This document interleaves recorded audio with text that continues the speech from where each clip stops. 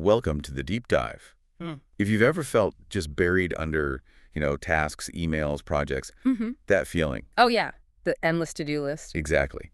If that sounds like you, then our mission today is really tailored for you. We're here to cut through all that noise, the overload, and find the essential stuff, the knowledge that actually creates value.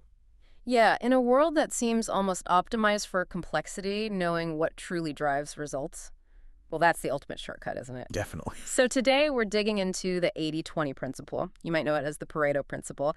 It looks deceptively simple. Almost too simple. Maybe. But it holds the key to some really profound efficiency gains. And the core idea, it's really counterintuitive. The promise is you can achieve significantly more. Not by working longer hours, not by just trying harder, Right. but by intentionally doing less. Sounds crazy. It does, but this deep dive, we're dedicating it to showing you how this universal imbalance, the split between input and output, can actually be leveraged. Yeah. We're going to cover, maximizing company profits, streamlining your business strategy, all the way to boosting your personal time efficiency and, well, even finding more happiness. Okay, let's unpack that core idea then, the 80-20 principle.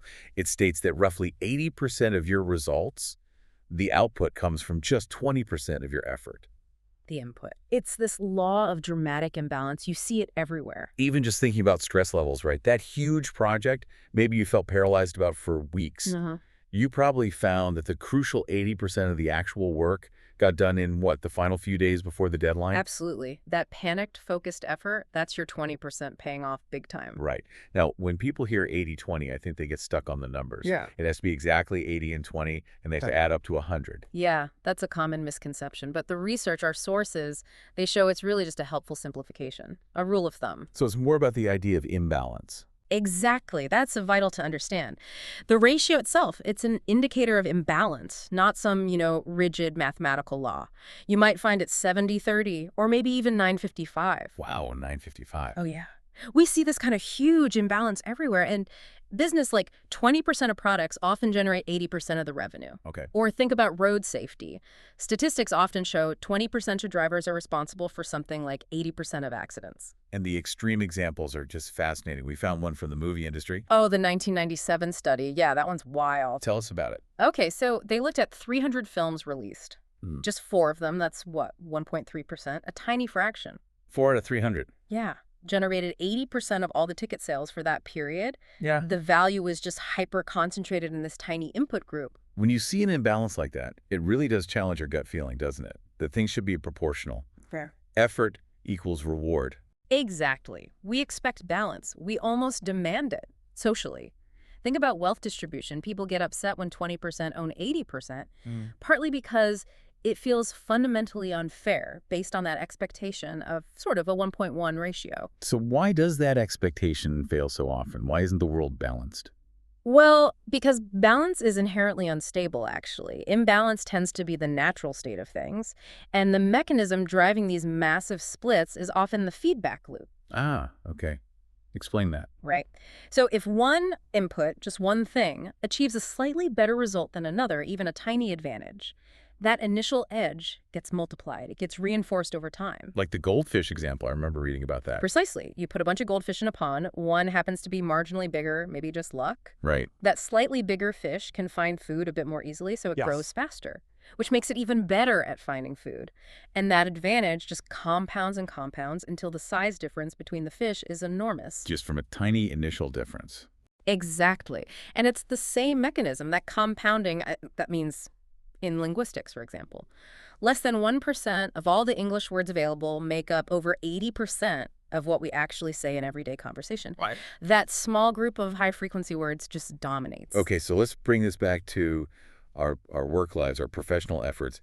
If only 20% of what we do day to day yields most of the results, then the flip side is that the other 80% of our effort is, highly inefficient. It is, and the author we looked at points out this inefficiency is often hidden precisely because we're so busy doing it. We feel productive. We're just spinning wheels on low-impact stuff. Potentially, yes. And it's a huge realization, isn't it? Because it means we're not just looking for a tiny 5% improvement here or there. We're potentially looking at cutting out 80% inefficiency. That's massive. So how do we actually boost productivity then? The strategy involves analyzing where that time is actually wasted. You have to look critically at your processes. For instance, think about the start of a project. How much time do people spend just ruminating? Ruminating. Yeah, overthinking every possible way it could fail before they even tackle the main task. Just worrying, basically. Oh, that rings painfully true. Mm. I know I've definitely spent like entire afternoons fiddling with fonts on a presentation instead of writing the actual content. Exactly. That is the absolute definition of a low-impact activity. If you can spot those time sinks, those 80% activities, and consciously redirect that energy. Then you're basically capturing that last-minute efficiency, that deadline pressure focus. And making it sustainable, exactly. Using it throughout the project, not just at the end. Okay, let's shift to business strategy. This seems like a huge one for companies. Applying 80-20 to the product portfolio. You said it's non-negotiable. I think it is. It's often the critical first step towards simplification, which is key. You absolutely have to rank every product you sell. Rank them by profit, rank them by sales figures. And what will you find? Almost without fail, you'll discover that a small fraction of what you offer generates the vast majority of your cash flow. The lion's share. We saw that study in the electronics industry, right? Yeah, that was eye-opening. This company found their top 3 products, just 3, represented only about 19.9% of their total sales volume. Okay, less than 20%. Right. But those 3 products were responsible for 52.6%, over half of the company's entire profit. Wow. That tells you exactly where management needs to focus their attention. Absolutely. And this connects to a bigger issue, a common misconception in business, that more variety always equals more success, that having a huge, broad portfolio is always better. But isn't there a risk in simplifying? Don't you alienate customers who like that niche product you just cut? What did the sources say about the downside, the hidden dangers of complexity? They were really clear on this. Complexity is often this insidious hidden cost. Think about it. Managing a huge product range means more complex logistics, right? Sure. Constant retraining for your sales team on all those different products, and just a massive increase in administrative overhead. Yeah. Paperwork, tracking, all of it. These hidden costs often just nibble away at the tiny profit margin of those low-impact 80% products. Sometimes they actually turn them into net losses without anyone quite realizing it. So complexity isn't just diluting profit from the winners, it's actively costing you money on the losers. Precisely. And the sources highlighted the flip side. Simplification leads to benefits. You gain deep expertise in your core products. Your administration gets streamlined. You achieve real economies of scale. Makes sense. There was that study of, I think, 39 medium-sized companies. It found the most successful ones were actually the least complex. How so? They sold a narrower product range, focused on fewer customer types, and even used fewer suppliers. Less complexity correlated with more success. Interesting. Now, is this principle just for manufacturing, just for products? Or does it apply elsewhere in business? Oh, absolutely not restricted. Its real power is its versatility. It works across pretty much every business function you can think of. Okay, give us another example. Negotiations. Negotiations, great example. The average person preparing for a negotiation, they try to prep for every single point that might possibly come up. 30, 40 potential arguments. Yeah, trying to cover all bases. Right. The 80-20 approach says, stop. Just stop. Identify the 3 or 4 points, the critical 20% that really matter for your overall success. Focus all your energy, all your preparation on winning those. Let the minor, low-impact points go if you have to. Focus your fire. That makes sense. And what about something like customer loyalty or marketing? That often feels like a huge effort sink. It really can be. But apply the principle. If 20% of your customers generate 80% of your business, which is often the case, Right. then your priority should be twofold. First, you need to provide absolutely outrageously great customer service to that top 20%. Lock in their loyalty. They're your gold mine. Okay.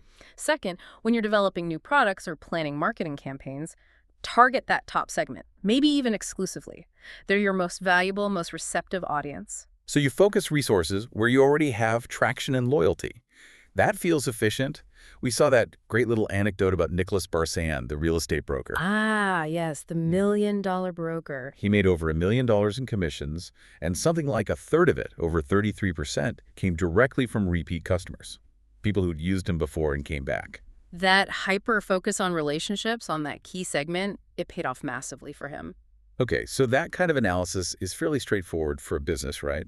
They have sales data, customer data. Yeah, they have the numbers. But what about us? In our personal lives, we can't exactly run a spreadsheet analysis on our friendships. Exactly, and this is where we need to shift gears slightly. We move from what the author calls 80-20 analysis using hard data to 80-20 thinking. Okay, so thinking, meaning estimation, informed guesses. Precisely. You use your intuition, your judgment based on the principle. Think about relationships. Conventional thinking, the sort of balanced view, says all friendships are equally valuable. They all deserve equal time and effort.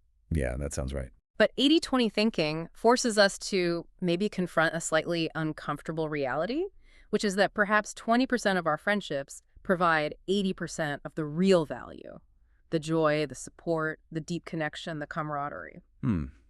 That's a tough one to think about. It is, but just like a business focuses resources on its top customers, the idea is maybe we should focus our limited emotional energy and time more consciously. So the key question for you, the listener, becomes something like, who are the truly vital people in my life, the ones who really nourish me? Right. And then the follow-up. Realistically, how much quality time, not just being in the same room, but real connection do I actually dedicate to them each week? And the recommendation isn't to cut everyone else off, But to prioritize quality over sheer quantity. Instead of spreading your time and energy thinly across dozens of maybe more casual acquaintances, consciously choose to deepen those valuable 20% core relationships. That's where the real emotional payoff, the happiness, tends to happen. Okay, let's talk about time management directly. Because traditional time management methods, the Franklin Covey planners, the to-do lists, they promise efficiency. They do. And they can boost your productivity, maybe 15%, perhaps 25%, according to some studies. But they often lead to burnout. Right. Because the goal is just to pack more into your schedule. Exactly. And the big flaw, one source pointed out, is that people using these systems tend to categorize like 60 or 70% of their tasks as high priority. Everything becomes urgent. Which means nothing is truly prioritized. Precisely. So the 80-20 time revolution, as the author calls it, rejects that whole mentality. Instead of trying to fit more tasks in, the absolute priority is identifying the 20% of tasks that produce 80% of the actual achievement, the real results. All right. We saw that fantastic example of the consulting firm. The colleagues there, they made a conscious shift. They stopped trying to superficially address every single client issue that came up. They narrowed their focus. Drastically. They focused only on the most important 20% of the client's problems, the core issues. And what did they do with the time they saved? This is the clever part. They used the time they freed up, that 80% they effectively cut out, to focus intensely on supporting the implementation of their recommendations for those core 20% issues, making sure the solutions actually worked in practice. So deeper impact on fewer, more important things. Exactly. And by doing that, by focusing their effort only on the high-impact issues and supporting them properly, they dramatically outperformed their competitors while actually working fewer hours. They freed up time without sacrificing impact, maybe even increasing it. That's the power of it. That, to me, feels like the ultimate goal. Achieving more, having a bigger impact, but with more freedom, less grind. And that leads us perfectly to maybe the ultimate application. Quality of life. Happiness itself. Yes. If we apply the 80-20 lens here, honestly, most people probably spend a huge chunk of their time, that 80%, doing things that actively make them unhappy, or at least don't make them happy. Like what? Well, think about mindlessly performing tasks in a job that doesn't suit you, sitting in a cubicle feeling drained, or spending hours on a tedious commute you hate, things that just chip away at your well-being. So, just like with products or tasks, we need to do a kind of happiness analysis. I think so, yes. You have to try and define the 20% of your life, the activities, the people, the moments that provide 80% of your genuine happiness and fulfillment. Okay. And crucially, maybe even more importantly, identify the 80% of things that generate the vast majority of your unhappiness, your stress, your misery. And the actionable step isn't just awareness, it's Subtraction. You must consciously work to decrease the time and energy spent on those miserable, draining 80% things. So if your job is a major source of that 80% unhappiness, you don't just sigh and accept it. No, you actively look for ways to change it. Can you redefine your duties? Can you focus more on the parts you do enjoy? The 20%, can you negotiate fewer hours? Or, ultimately, do you need to look for a different job that aligns better with your high-value 20%? It's about reclaiming that energy. Exactly. By strategically cutting down on the activities and situations that drain you, you free up this tremendous resource, your time, your energy, your focus, to invest in the things that truly bring you joy. Like that top 20% of relationships, your family, your real passions. It sounds like a proactive strategy for actually designing a life built around maximum satisfaction, Yeah. not just accepting what comes. That's precisely the idea. So, wrapping this up, the real power here seems to be the universality of this 80-20 principle.